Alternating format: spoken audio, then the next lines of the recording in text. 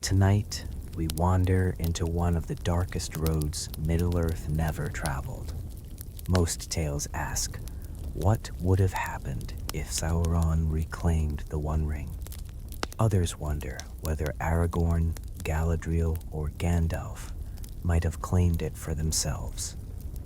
But there is another possibility, one perhaps even more unsettling. What if the One Ring never reached the Shire at all? What if it was found by the one being in Middle-earth who believed he understood it better than anyone else? Saruman the White, the greatest scholar of the Rings of Power, the head of the White Council, a Maya whose wisdom once rivaled even Gandalf's. Unlike Sauron, Saruman did not begin as a tyrant. He began as a guardian, a servant sent across the sea to unite the free peoples against the shadow. That is what makes his story so tragic. Because the ring rarely destroys people by turning them into something new. Instead, it encourages them to become the darkest version of who they already are. So tonight, imagine that one small moment changes. A single discovery beside an ancient river. A single hand reaching into cold water. A single golden circle slipping onto a finger that should never have worn it. If you enjoy these long journeys through Tolkien's world, feel free to subscribe or leave a comment telling me where you're listening from tonight.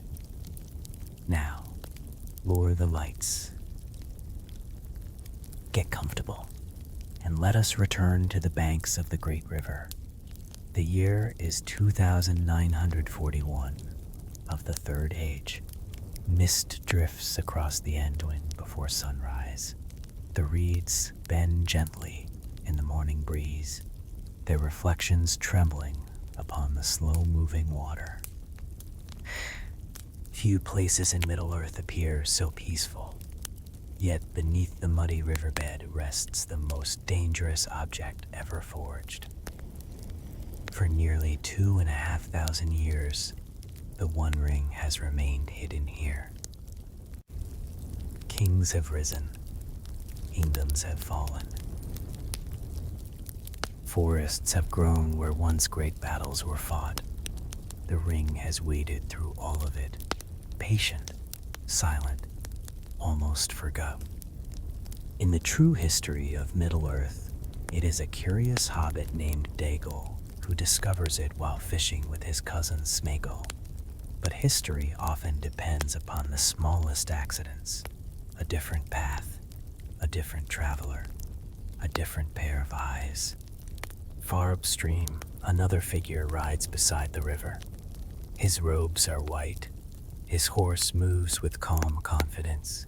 His staff catches the pale light of dawn. Saruman has not come searching for treasure.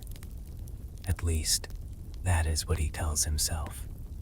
For many years, he has secretly studied every surviving record concerning Isildur.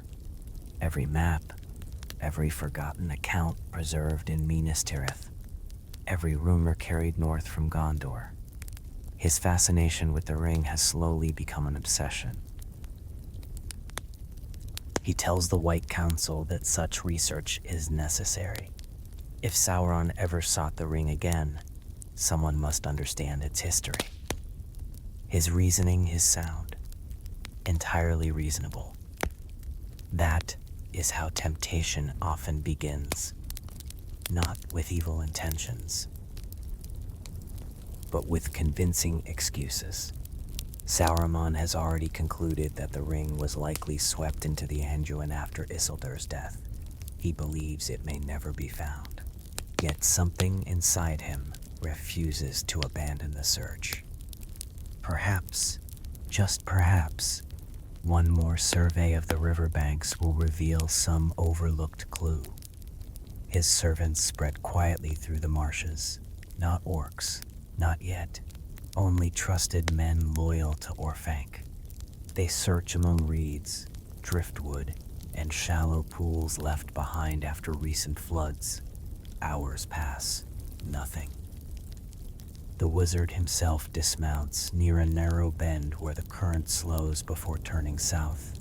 He kneels, not because he expects success, only because centuries of study have taught him never to ignore the smallest detail. The mud beneath the water glimmers. At first he mistakes it for an ordinary pebble catching the sunlight.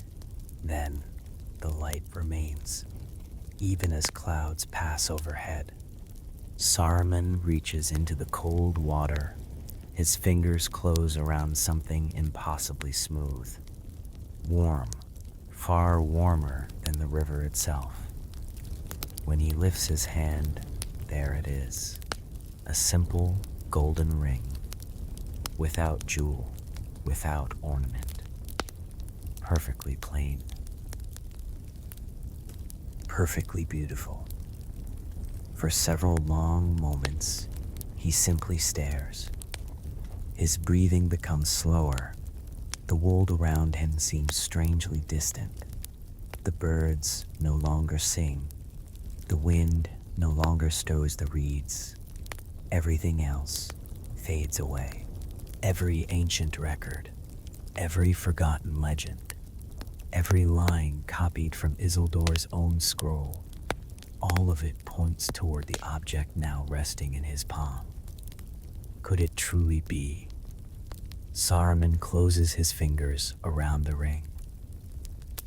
A curious warmth spreads through his hand, not painful, comforting, reassuring, as though an old friend has finally returned after centuries apart.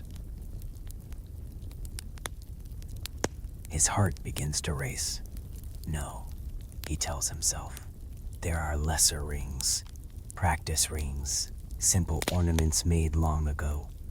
It cannot be so easy. It cannot simply lie waiting. Yet another voice quietly answers, why not? Slowly, carefully, he speaks the ancient verse in the black speech. Not loudly, barely above a whisper.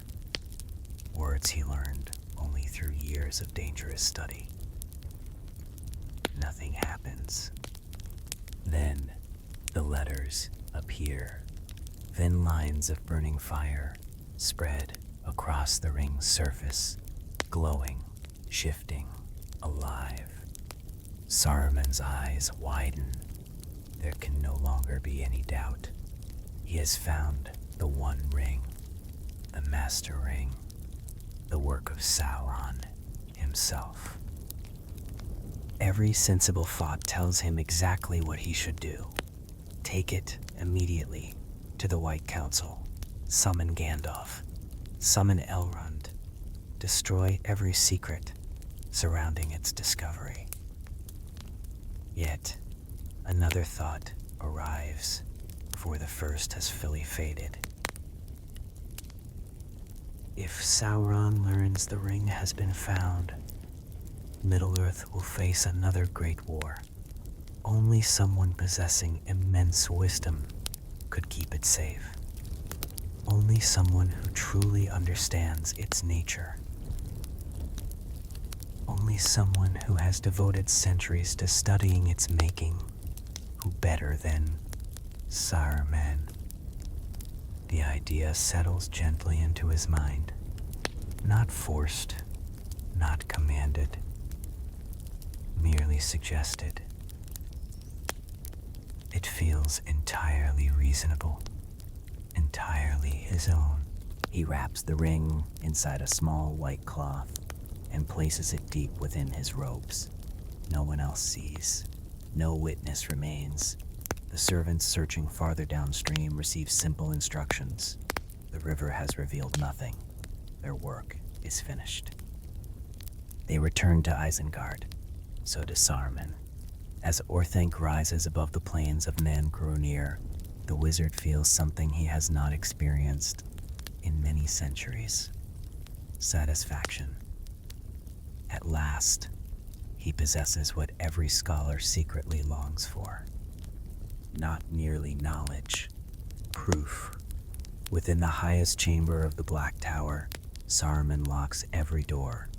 Heavy curtains are drawn across the windows. The ring rests alone upon a polished stone table. Its golden surface reflects the firelight. Waiting. The wizard circles it slowly. He does not touch it again. Not immediately. He studies it as though examining a rare manuscript. His mind races through every lesson taught by the elves, every warning spoken by Gandalf, every argument made during the meetings of the White Council. Most insisted the ring could corrupt anyone. Saruman had often questioned that certainty. After all, power itself was not evil, only the manner in which it was used. In the hands of fools, yes, the ring would bring ruin, but what of one wise enough to master it, one disciplined enough to bend it toward order instead of domination? He smiles faintly. Perhaps the wise had misunderstood the ring all along. Perhaps they feared it because they lacked the courage to study it properly. Slowly, almost absent-mindedly, Saruman reaches toward the table. His fingers stop only inches away. The ring gleams quietly beneath the flickering firelight, as though patiently waiting, as though it already knows that before many days have passed, the greatest servant of the West will choose to place it upon his own hand. For 3 days, the one ring remained untouched. It rested upon a polished table within the highest chamber of Orthanc, where only Saruman himself was permitted to enter. No servant crossed the threshold. No messenger disturbed the silence. The White Wizard spent those days exactly as he had spent much of his life, studying. He compared every surviving account written by Isildur with his own observations. He searched ancient scrolls copied in Rivendell. He reread fragments preserved from Númenor. Every page seemed to confirm what he had always believed. Knowledge was stronger than fear. Others had refused to understand the ring. He would not make the same mistake. Again and again, he reminded himself that he had no intention of becoming another Dark Lord. That path belonged to Sauron. His own purpose was entirely different. He sought order, wisdom, peace. Surely there was a difference. Yet every hour he spent near the ring made one belief grow steadily stronger. No one else was truly capable of protecting Middle-earth. Not Gandalf. The Grey Wizard possessed compassion, but too little ambition. He loved simple things, small comforts, the laughter of hobbits. Such gentleness was admirable, but gentleness alone could never defeat Sauron. Not Elrond. The Lord of Rivendell looked always toward the fading of the elves. His heart belonged to memories rather than the future. Nor Galadriel. Great though her wisdom was, she remained tied to the ancient beauty of the elder days. She preserved. She did not transform. Only Saruman understood what the coming age required. Strength, discipline, control. The ring seemed almost to agree. On the 4th evening, the wizard returned to the chamber carrying no books, only a single candle.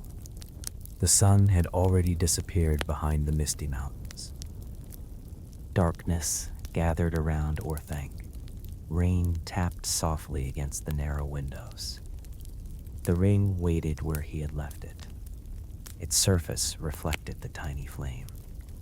Saruman stood motionless. He had imagined this moment countless times.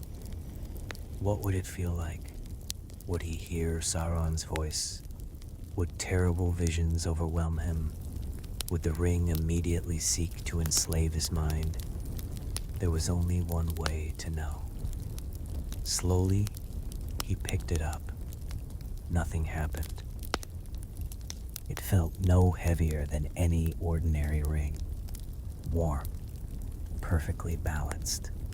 Its smooth surface seemed almost alive beneath his fingertips. A quiet laugh escaped him. So this is what all have feared.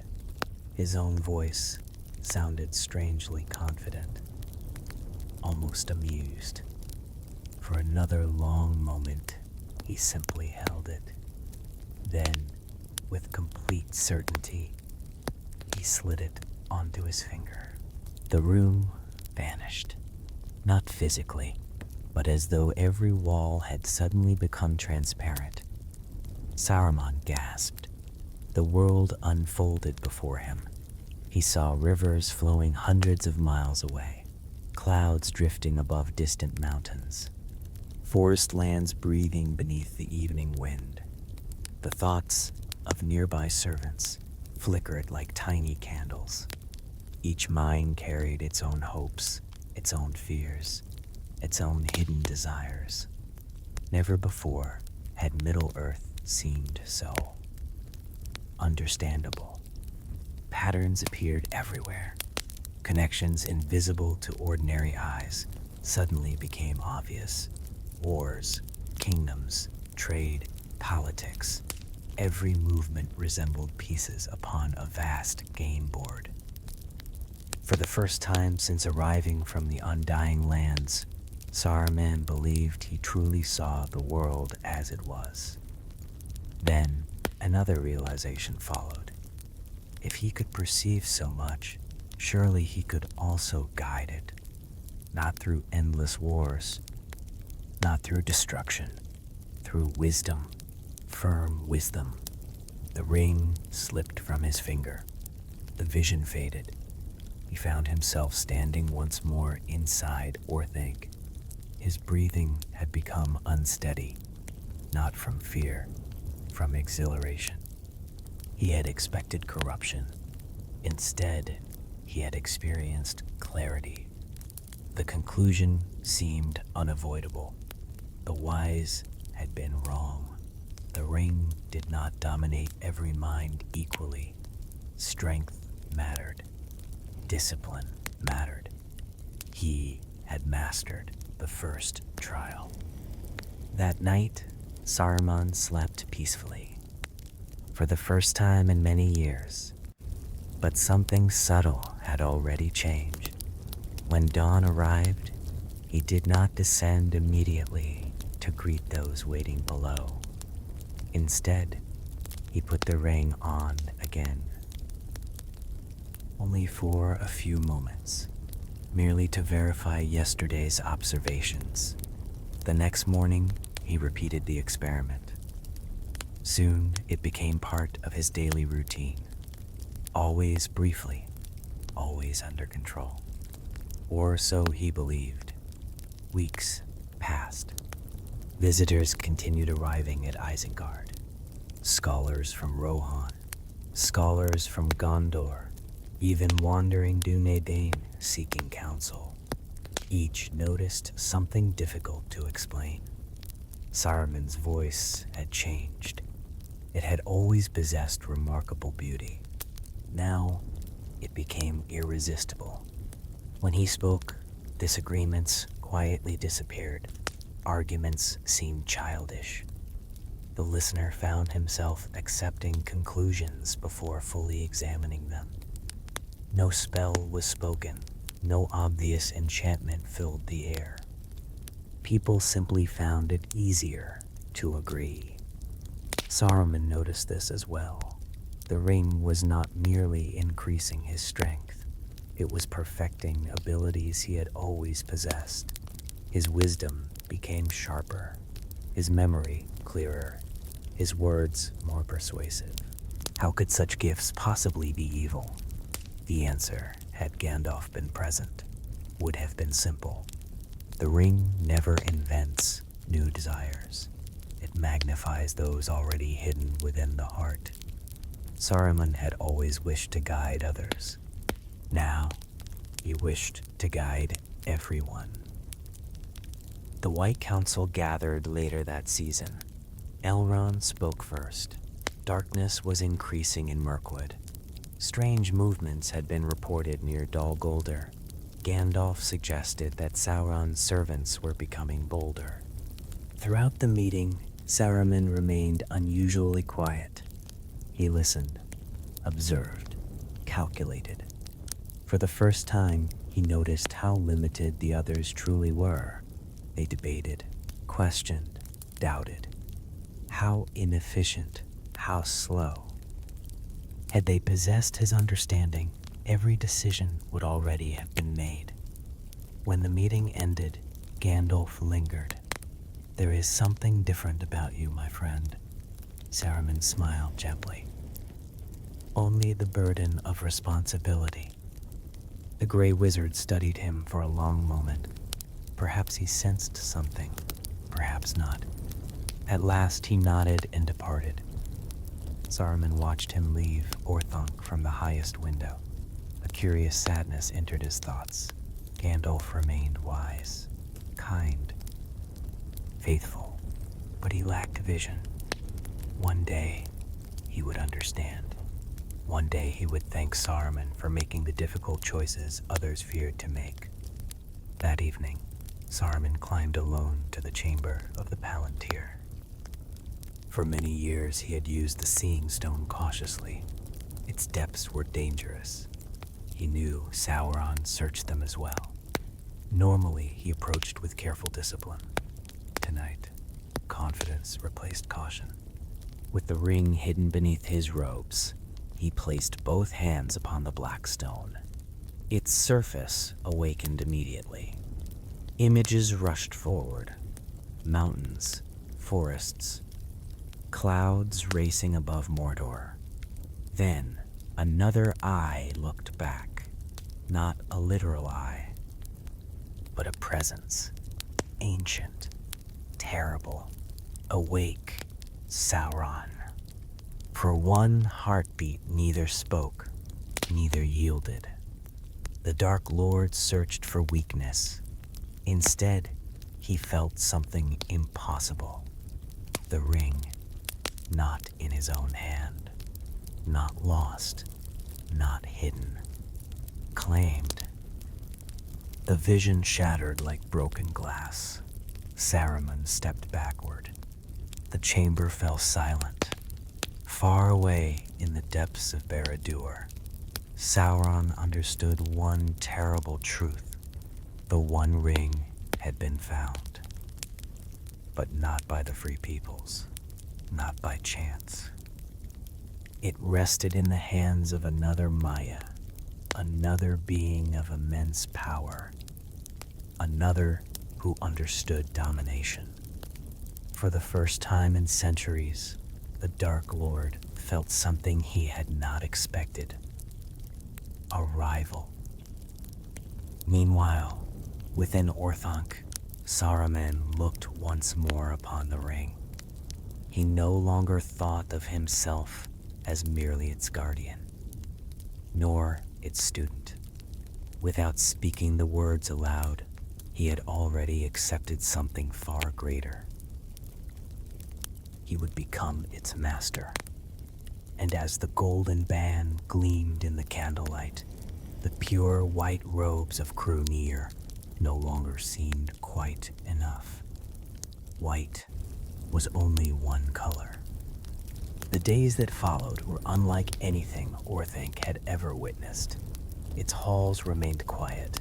Its gates stayed closed.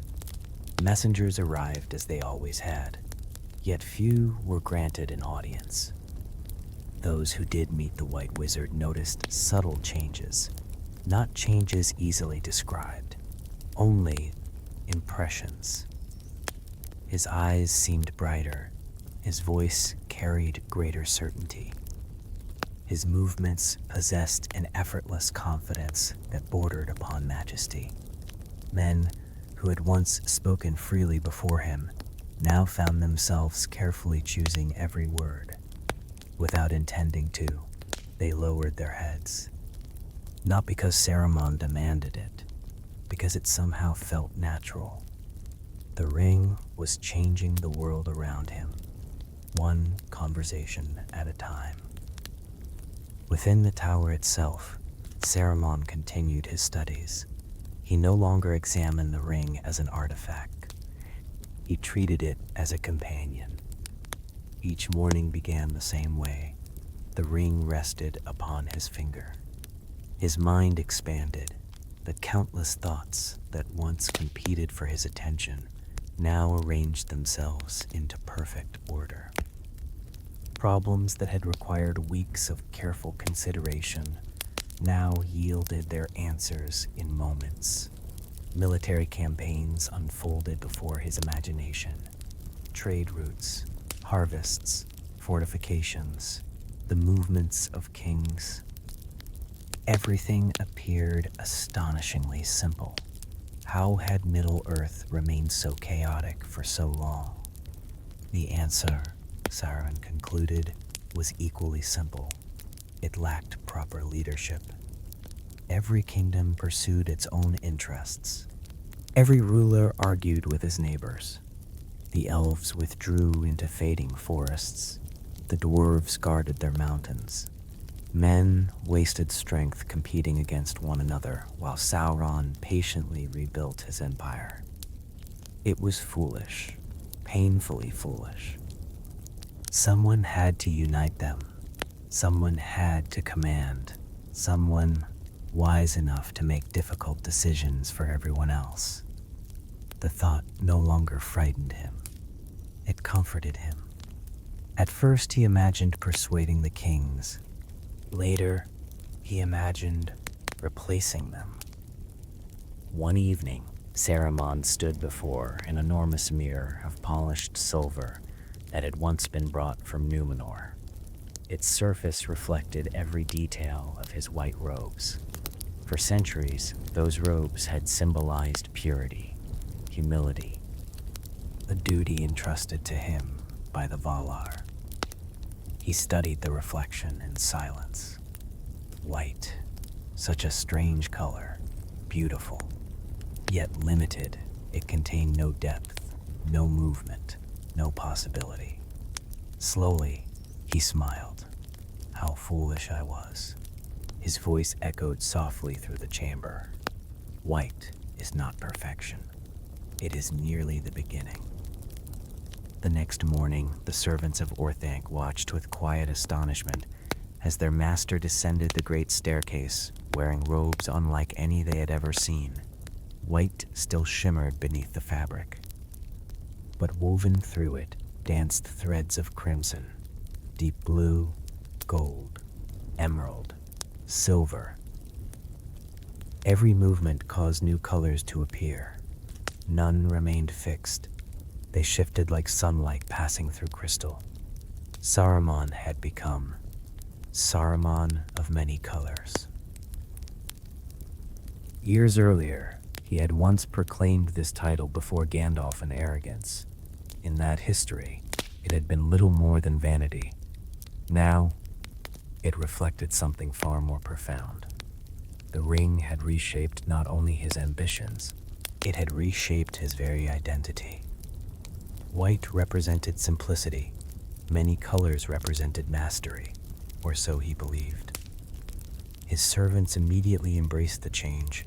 No one questioned it. Indeed, few even remembered the white robes clearly after only a handful of weeks. Such was the strange influence spreading outward from Orthanc. Reality itself seemed to rearrange around Saruman's certainty. Yet while Isengard changed, another fortress stirred far to the east. Within the dark halls of Barad-dûr, Sauron remained motionless. He had searched endlessly for the ring. His servants had crossed kingdoms. His spies had infiltrated cities. Every plan assumed one certainty. Whoever found the ring would eventually reveal himself. That moment had come, not through conquest, but through recognition. Sauron had felt the ring, not claimed completely, not yet, but wielded. Touched by another Maya, there could be little doubt who possessed such knowledge. Saruman. For the first time since the downfall of Númenor, Sauron faced something unfamiliar. Competition, not from the free peoples, not from elves, not from men. From one who understood power, one who knew the making of rings, one who had spent centuries studying his greatest work. The Dark Lord did not rage. He calculated. The ring was loyal only to him. Eventually, it would betray Saruman. Surely, no one could master the One Ring except its creator. Time would solve the problem. Or so Sauron believed. Meanwhile, Saruman grew bolder. He no longer hid his experiments. He placed the ring upon his finger for longer periods. Minutes became hours. Hours became entire evenings. The fear that once accompanied each use disappeared completely. In its place came certainty. The ring obeyed him. Its power flowed effortlessly through his thoughts. He could almost feel invisible threads stretching across Middle-earth. Every ambitious heart, every fearful soul, every restless kingdom, waiting for guidance, waiting for order. One night, standing atop Orthanc, beneath a sky filled with stars, Saruman looked across the plains toward the distant White Mountains. The wind carried the scent of forests from Fangorn. He frowned. Too many trees, too much wilderness. Too much land left untouched. The forests produced nothing, accomplished nothing. They merely existed. His thoughts turned toward workshops, forges, roads, great machines driven by careful design instead of chance. Middle-earth could become something greater, cleaner, stronger, perfectly ordered. No famine, no wasted harvests, no scattered kingdoms endlessly repeating old mistakes. All that was required was one guiding hand. He raised his own. Far below, the lamps of Isengard glimmered softly in the darkness. For the first time, he did not see servants. He saw pieces, each with a purpose, each waiting to be arranged. Then something remarkable happened. Beyond the western horizon, a cold shiver passed through the unseen world. Far away, 9 ancient spirits paused. The Nazgûl. Though separated by hundreds of miles, every ring-wraith felt it at the same moment. A summons, not spoken, not heard with mortal ears, felt. The One Ring had awakened. Its call no longer flowed solely toward Barad-dûr. It echoed from another place. Orthanc. The 9 slowed their horses. Confusion entered minds that had forgotten confusion centuries before. Their master still dwelled in Mordor, yet the ring, the true source of their bondage, called from elsewhere. For the first time since the Second Age, their loyalty was divided, and somewhere deep within the darkness beneath their empty crowns, they began to turn. not east toward Mordor, but west toward Isengard. Across the empty plains east of the Misty Mountains, 9 riders slowed their horses. No command had been spoken. No messenger had arrived from Barad-dûr, yet every ringwraith had felt it. A pull, ancient, irresistible. For thousands of years, the 9 had known only one master. Their wills had long ago dissolved beneath the power of Sauron. Or so everyone believed. The truth was more complicated. The Nazgûl did not truly serve Sauron. They served the One Ring. Sauron commanded them because he had always possessed it. Now, for the first time since the last alliance, that certainty no longer existed. The ring had awakened elsewhere. Its voice was distant, faint, but unmistakable. The Witch King reined in his black horse upon a barren ridge overlooking the dead marshes. Around him, the other 8 gathered in silence. No words passed between them. None were needed. Their thoughts flowed together like shadows merging beneath moonlight. To mortal eyes, they would have appeared motionless. But within the unseen world, a terrible struggle had begun. Far away in Barad-dûr, Sauron sensed it immediately. His servants hesitated, only for a heartbeat. Yet that single heartbeat filled the Dark Lord with fury. He summoned them. His will surged across Mordor like a storm. Return. The command struck the 9 with overwhelming force.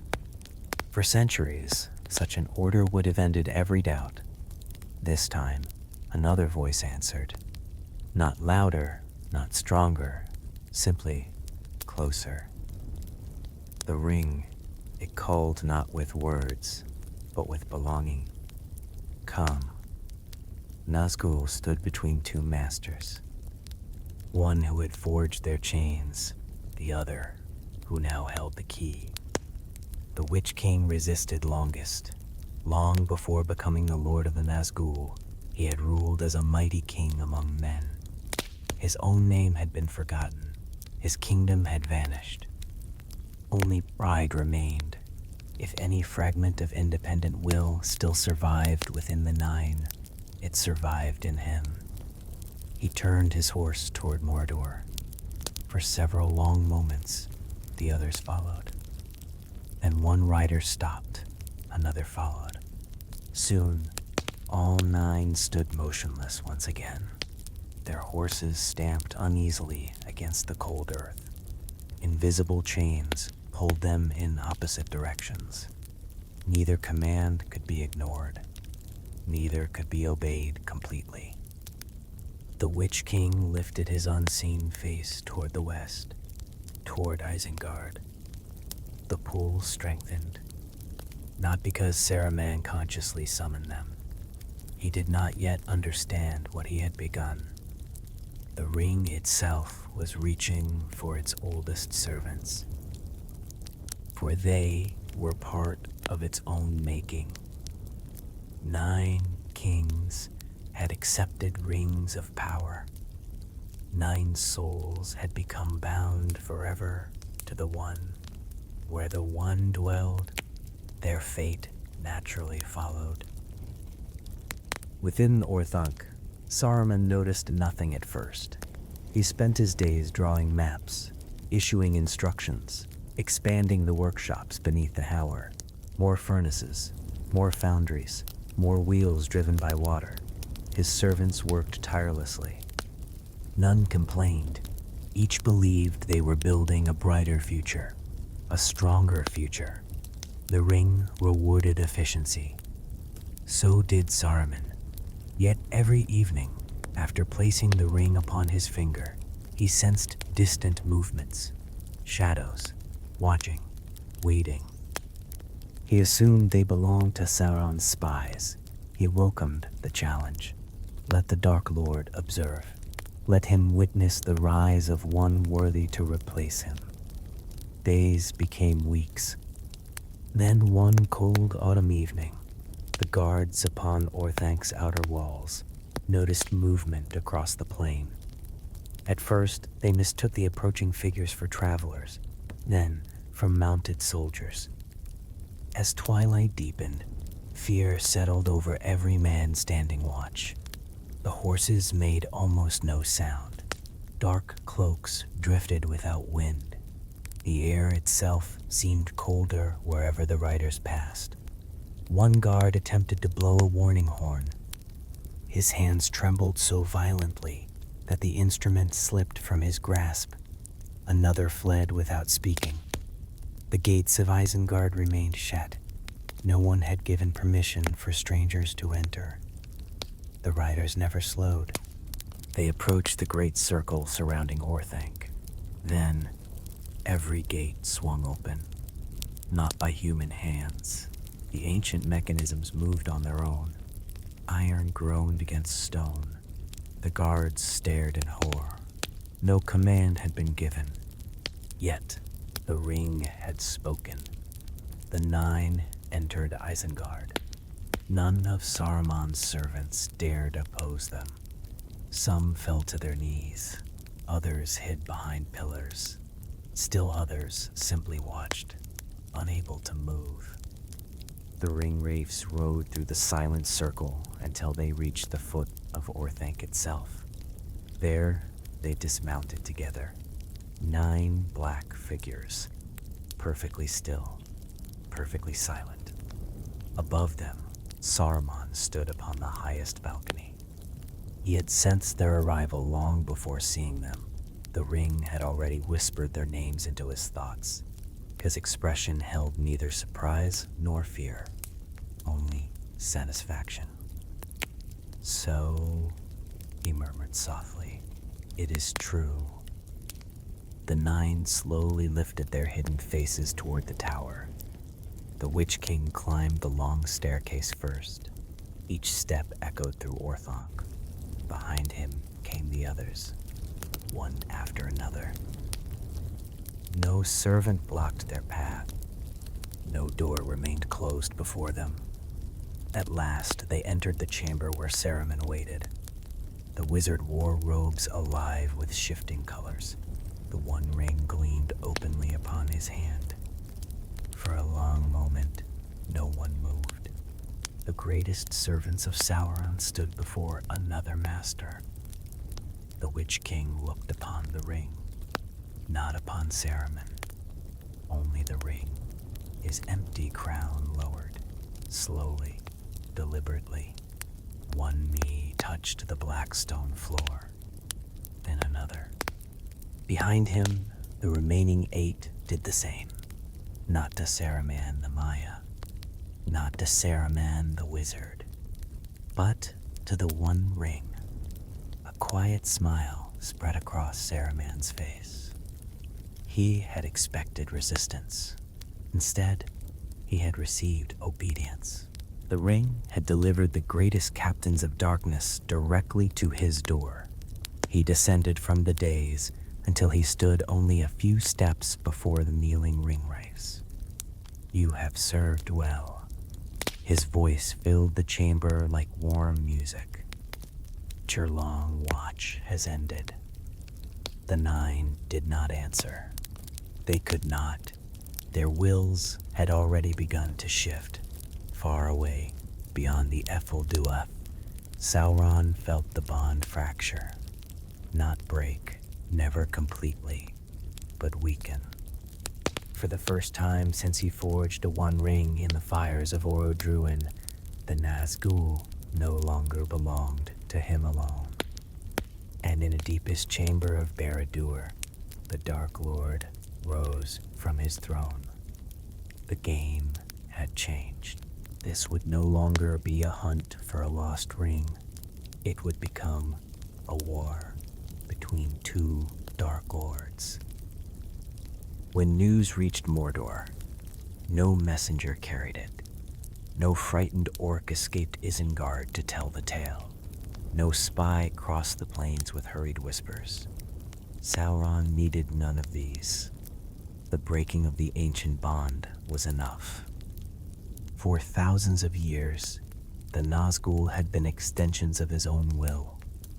Not truly alive, not truly dead.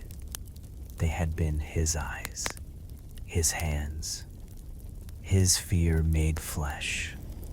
Now those eyes looked elsewhere. Now those hands melt before another. Within the highest chamber of Barad-dûr, silence filled the vast halls. Even the orcs outside the throne room sensed that something terrible had changed. No one dared speak. The eye turned west, beyond the mountains of shadow, beyond the plains, beyond the gap of Rohan, toward a single black tower rising from the circle of Isengard. Orthanc, once merely the dwelling of a useful fool, now the seat of a rival. For many centuries, Sauron had expected enemies, elves, kings, wizards, even the Valar, perhaps, but never another claimant to the One Ring. The ring belonged to him. Its power had been poured from his own spirit. Its making had cost him part of himself. To see another wielding it was more than theft, it was mutilation. For the first time since Númenor fell beneath the sea, Sauron felt something close to hatred. Not toward men, not toward elves. Toward one of his own order, another Maya. One who should have understood. One who should have served. Instead, Saruman had chosen to compete. Meanwhile, within Orthanc, the White Wizard, now clad in robes of shifting colors, looked upon the kneeling Nazgûl with quiet satisfaction. He had expected them to become generals. Instead, they became symbols, proof. If even the 9 ringwraiths could recognize the rightful bearer of the One Ring, then surely the rest of Middle-earth would eventually do the same. Saruman dismissed them to the deepest halls beneath Orthanc. There they waited in darkness, silent as carved statues. His servants feared to approach them. Only Saruman walked among them without hesitation. Sometimes he spoke to the Witch King alone, not as master to servant, but as strategist to strategist. What strength remains in Mordor? How many legions guard the Morinnon? What lies beneath Barad-dûr that no living man has seen? The Witch King answered every question, not because he wished to betray Sauron. He no longer possessed wishes of his own. The ring commanded. He obeyed. Each answer strengthened Saruman's confidence. Every weakness of Mordor became another piece upon his growing map. Soon the chambers of Orthanc filled with plans, campaigns, supply lines, river crossings, sieges. No kingdom in Middle-earth had ever prepared for war so thoroughly. Yet Saruman did not think of himself as preparing for conquest. He believed he was preparing for liberation. Sauron has ruled through fear, he said during one council. I shall rule through reason. His captains nodded immediately. Not one questioned him. The ring had made disagreement increasingly difficult. To stand in Saruman's presence was to feel that every objection had already been answered before it was spoken. Even wise men found themselves persuaded. The wizard's voice had become something greater than persuasion. It reshaped certainty itself. Soon, travelers passing near Isengard noticed changes spreading across the land. Roads were widened, bridges rebuilt. Fields measured into perfect lines. Forests nearest the tower began to disappear. Tree after tree fell beneath axes. The smoke from new furnaces climbed endlessly into the sky. Some mourned the loss of the woods. Saruman did not. The forest serves only itself, he declared. A road serves everyone. Each tree it became timber. Each stone became part of another workshop. Each stream turned another great wheel. Industry spread like ivy, beautiful in its order, terrible in its hunger. Far away, Fangorn Forest watched. Treebeard had lived through ages that men could scarcely imagine. He remembered the first age. He remembered stars before the sun.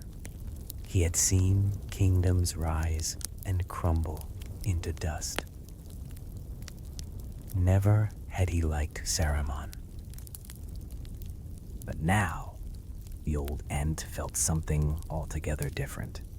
The air itself tasted wrong. Not merely smoke, not merely iron, something older. Something forged in fire long before men awoke. The trees whispered together. Roots carried warnings beneath the earth. Even without knowing the truth, Fangorn understood. A great ring had awakened. Back in Mordor, patience finally ended. Sauron summoned every captain remaining loyal to him. The mouth of Sauron, the Black Númenóreans, the Easterling kings, the Haradrim chieftains, the surviving orc generals. None fully understood why the Dark Lord suddenly abandoned his careful plans against Gondor. His attention had shifted completely. There would be no slow conquest, no patient corruption, no waiting. One command echoed through every fortress. March. Not west toward Minas Tirith, not north toward Dale. West toward Isengard. The first armies departed before winter. Columns of orcs stretched for miles. Wargs ran beside them. Trolls dragged siege engines carved from black iron. The sky above Mordor darkened beneath ash and banners.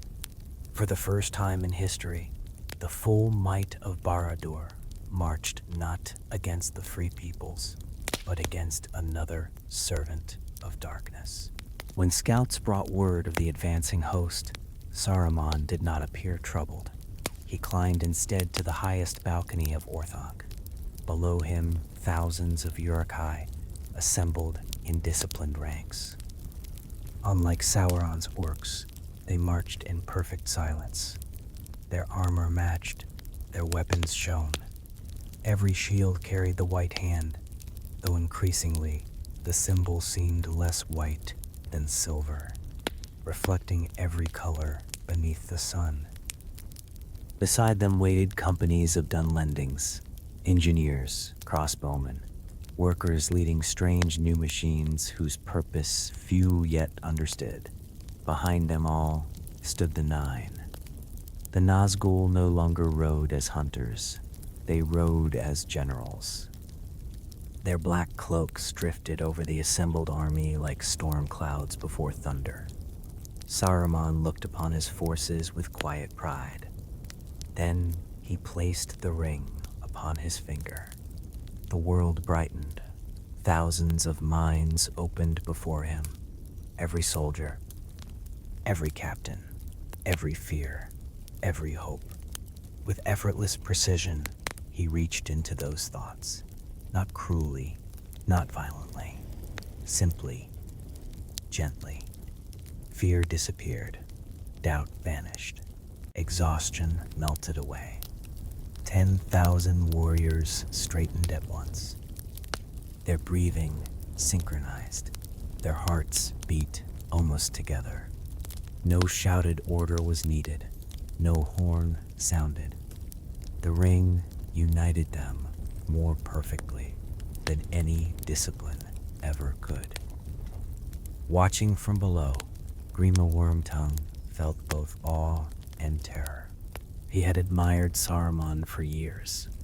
Now he could no longer decide whether he stood before the greatest savior of Middle-earth or the birth of something even darker than Sauron himself. As winter winds swept across the plains surrounding Isengard, two vast armies began moving toward one another. One marched beneath the lidless eye, the other beneath the white hand. Between them lay hundreds of miles of open land.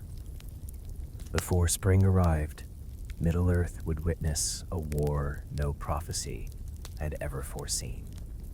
Not the War of the Ring, but the war for the ring itself. Before spring arrived, the armies finally met upon the open plains. No kingdom of men watched from distant walls. No elven banners stood between them. No songs would ever be written of this battle, for neither side fought for freedom. They fought for dominion. The hosts of Mordor advanced first. Countless orcs surged across the frozen earth beneath the lidless eye. Behind them marched Easterlings in polished bronze armor, Haradrim warriors beneath scarlet banners, and towering trolls carrying great hammers of iron. The ground shook beneath their numbers. Across the plain, Saruman's army waited without moving. Thousands of Urukai stood shoulder to shoulder, each shield aligned perfectly with the next, each spear pointed forward at precisely the same angle. No shouting echoed through their ranks. No battle cries filled the cold air. Only silence. Saruman stood upon a low rise overlooking the field. The one ring gleamed upon his hand. Around him waited the 9 Nazgûl, no longer hunters, no longer servants of Mordor. Now they served the ring itself. Saruman looked across the battlefield with calm certainty. This ends today. He raised one hand. The ring answered. An invisible wave passed across his army. Every soldier felt it. Weariness vanished. Fear dissolved. Even pain became distant. 10,000 minds became one. The Urukai advanced. Not running, not charging. Simply walking. Steadily. Relentlessly. Like the turning of a great machine. When the two armies collided, the sound rolled across the plains like thunder. Steel struck steel. Axes shattered shields. Snow turned black beneath blood and ash. For hours neither side yielded. Again and again, Sauron's captains hurled fresh legions into the fighting. Again and again, Saruman adjusted his lines with impossible precision. He no longer gave spoken orders. He did not need to. Through the ring, every captain already knew exactly where to move. Every reserve advanced at the perfect moment. Every weakness closed before the enemy could exploit it. Watching from Barad-dûr through the unseen world, Saud finally understood. The ring was not merely a weapon. It was the perfect instrument of command. Whoever mastered it could shape entire armies as though they were extensions of a single will. The Dark Lord gathered his own power. His spirit reached across the battlefield like a great shadow. The orcs roared with renewed fury. Dark clouds swallowed the sun. Lightning flashed above the plain. For a moment, The advance of Isengard slowed. Saruman smiled. So you have chosen to reveal yourself. He slipped the ring fully onto his finger. The world vanished. The battlefield disappeared. He stood instead within the unseen realm. Across a vast darkness burned a single terrible eye. The eye of Sauron. The two Maya looked upon one another. No army stood between them now. No walls, no kingdoms. Only will against will. Sauron struck first. Ancient hatred poured across the void. The force that had once broken kingdoms pressed against Saruman's mind. Mountains seemed ready to crumble beneath it. For an instant, memories flashed before the White Wizard. The Undying Lands, the light of Valinor, his arrival in Middle-earth, the trust of Gandalf, the friendship of Radagast, the hope placed in the Istari. All of it trembled. Then the ring whispered, "You are stronger." Saruman believed it. He answered not with rage, but with certainty. His own will surged outward, disciplined, cold, unyielding. Not the wild domination of Sauron, something worse. Perfect control. The unseen struggle spread across the battlefield. Orcs suddenly hesitated. Some turned toward Mordor, others toward Isengard. Many simply dropped their weapons, unable to understand whose commands filled their minds. Even the trolls stopped advancing. Only the Nazgûl remained certain. Together, they wheeled through the darkened sky. The Witch King descended like a falling shadow. He landed before the standard of Mordor. The great black banner bearing the lidless eye fluttered in the bitter wind. Without hesitation, he struck it down. Every orc nearby froze. For thousands of years, that banner had represented absolute authority. Now it lay buried beneath the snow. Panic spread through Sauron's ranks. Companies began retreating, then running. The disciplined lines of Isengard advanced without mercy. By nightfall, the battlefield belonged to Saruman. But he did not stop. The road to Mordor lies open. His captains expected time to rebuild, to gather supplies, to celebrate victory. Saruman offered none of these. The eye is wounded. It must not be allowed to recover. Within days, the armies crossed the Anduin. The Black Gate stood ready. Behind its towering walls gathered the last great defenders of Mordor. The mouth of Sauron called down from the battlements, "You cannot conquer the Dark Lord." Saruman answered quietly, "I already have." The siege lasted many weeks. Great engines from Isengard battered the Morannon day and night. The Nazgûl circled endlessly overhead, spreading terror among those who had once obeyed them. At last, the Black Gate fell. The armies of Isengard poured into Mordor. Land itself seemed to cry out.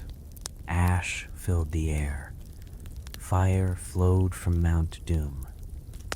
The final march led toward Barad-dûr, the greatest fortress ever built. Its foundations had been strengthened by the power of the One Ring itself.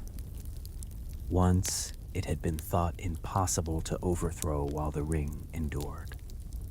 But now, the ring stood before its own creation. Saruman climbed the final steps alone. The armies remained behind him. Even the Nazgûl did not follow. At the summit waited only darkness, and within that darkness, Sauron. No swords were drawn, no words were spoken. The struggle belonged to beings older than kingdoms. The ring blazed with unseen fire. Sauron's spirit reached desperately toward the power he had lost. For a single terrible moment, it almost answered him. Then Saruman closed his hand. No, it was the only word he spoke. The ring obeyed. The bond was broken. A cry echoed across all of Mordor, not heard with mortal ears, but felt by every living thing. The great eye flickered. Its fire diminished. The vast shadow that had covered the dark tower began to unravel. Stone cracked. The highest towers of Barad-dûr shuddered. Far below, orcs dropped to their knees. Some fled into the mountains. Others simply collapsed where they stood. Their master was falling. Slowly, Sauron's visible form dissolved into black smoke. It stretched upward like a storm before the wind. For a heartbeat, it lingered above the tower. Then it was carried away across the skies of Middle-earth. Not destroyed, not forever, but broken, powerless, homeless. The Dark Lord had fallen.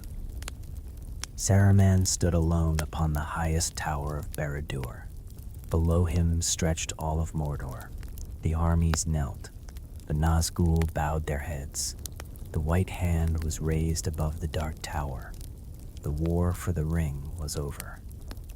Saruman had done what the last alliance, what Gondor, what the White Council, and even the Fellowship would never accomplish.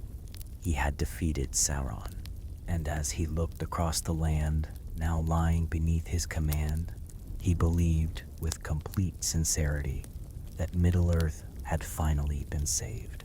The war was over. The banners of Mordor had fallen. The eye no longer watched from the heights of Barad-dûr. Across Middle-earth, the news spread slowly. Sauron had been defeated. For many, it seemed impossible. For thousands of years, the Dark Lord had been the shadow behind every fear. Now that shadow was gone. Villages lit their hearths without dread. The roads grew quieter. The armies of Gondor remained upon their walls, waiting for an attack that never came. Even in Rivendell, a fragile hope began to stir. Perhaps the long war had finally ended. But Gandalf did not celebrate. He stood alone upon a hill overlooking the northern lands. His eyes were fixed toward the east, toward Mordor. He could still feel it, the weight, the pressure. The darkness had not disappeared. It had merely changed hands. The ring remains, end quote, he whispered. And while it remains, so does the shadow. Far away, Saruman entered the throne room of Barad-dûr. The vast chamber stood empty. The great throne carved for Sauron remained untouched. For a long time, the wizard simply looked at it. He had no desire to imitate the Dark Lord. He had defeated him. Why should he become him? Instead of sitting upon the throne, Saruman ordered it removed, stone by stone.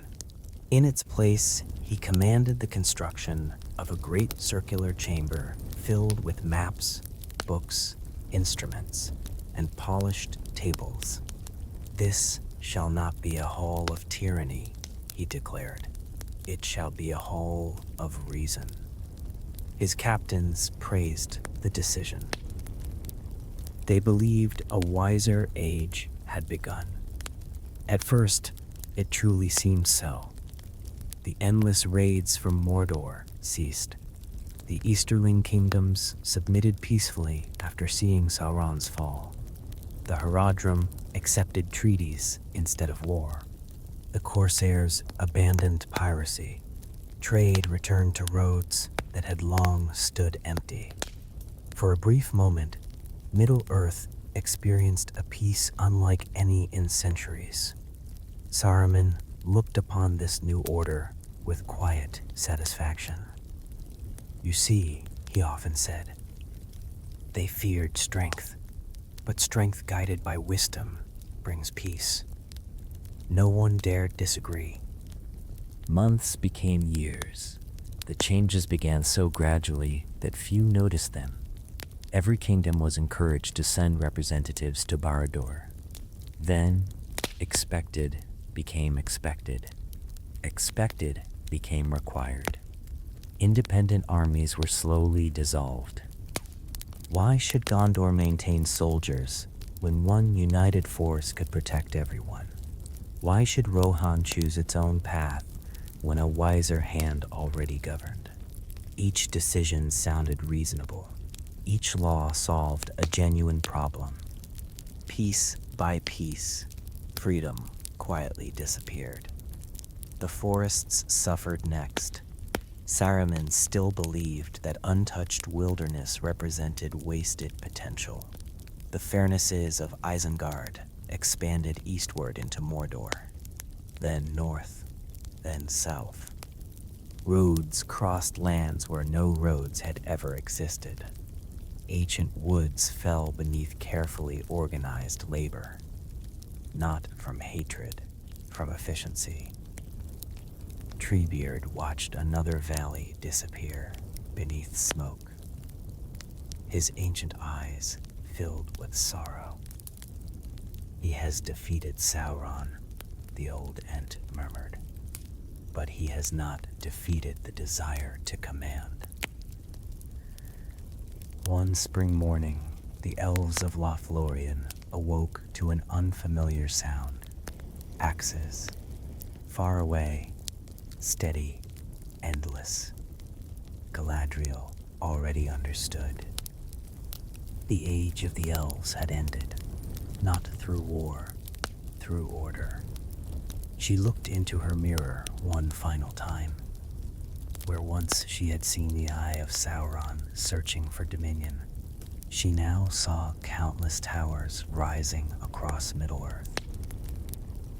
Each perfectly designed, each connected by broad roads, each governed by precise laws. No armies marched, no kingdoms rebelled, no voices argued. Everything moved exactly as planned. The Lady of the Golden Wood closed her eyes. The ring has won. One by one, the remaining elves departed across the sea. Not because they had been conquered, because there was no longer a place for beauty that served no purpose. Fangorn grew smaller. The Shire accepted inspectors from the new government. Even Rivendell became little more than a quiet archive preserved by Saruman's command. "History must be remembered," he said, "but it must not interfere with the future." Only Gandalf continued to wander. The Grey Wizard carried no army. No kingdom remained willing to resist. Most believed Saruman had saved the world. Many were correct. There were no more great wars. No dark lord threatened the West. Children grew up never hearing the name of Sauron. Yet, whenever Gandalf entered a village, he noticed the same thing. People smiled less. They questioned less. They dreamed less. Life had become safe, comfortable, predictable. The price had been invisible. Choice. Many years later, Saruman climbed once again to the summit of Orthanc. The tower overlooked lands transformed by his vision. Great roads stretched toward every horizon. Smoke rose from countless workshops. Messengers traveled with astonishing speed. No kingdom dared wage war against another. No bandits troubled the roads. No orc tribes remained wild. Everything belonged to one orderly realm. Middle-earth had never been stronger. The ring rested comfortably upon his finger. He no longer remembered what it felt like to remove it. Indeed, he could scarcely remember why anyone would wish to. Looking across his empire, he smiled. I have succeeded. I have accomplished what the wise never could. I have brought peace. Behind him, unnoticed, the polished stone floor reflected his shadow. It no longer resembled the proud wizard who had first arrived from the west. Its outline had grown taller, sharper. A great crown seemed to rest upon its unseen head. The transformation had taken years, so slowly that even Saruman himself had never perceived it. He had not mastered the ring.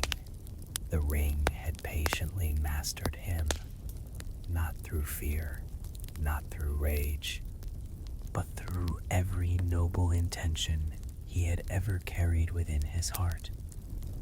Far away, Gandalf stood alone beneath the evening sky. The stars slowly emerged above Middle-earth. They shone exactly as they had before Sauron. Exactly as they had before Saruman.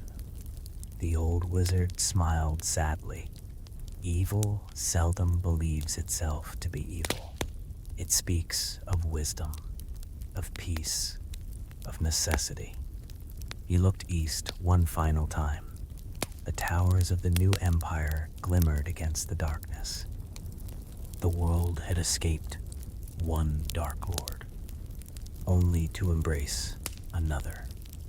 And so, in this forgotten history that never came to pass, the War of the Ring ended without a hobbit reaching Mount Doom. The ring was never destroyed. Sauron was defeated. The free peoples survived. Yet the greatest victory belonged to neither wizard, nor king, nor army. It belonged to the One Ring itself.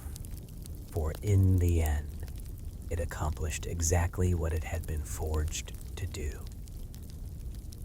Not simply to preserve the power of Sauron, but to place all the peoples of Middle-earth beneath a single, unquestioned will, and beneath the quiet stars, while the new age marched forward in perfect order, the ring finally rested. For it had found the ruler it had always sought, not one driven by hatred, but one convinced that domination was another name for peace.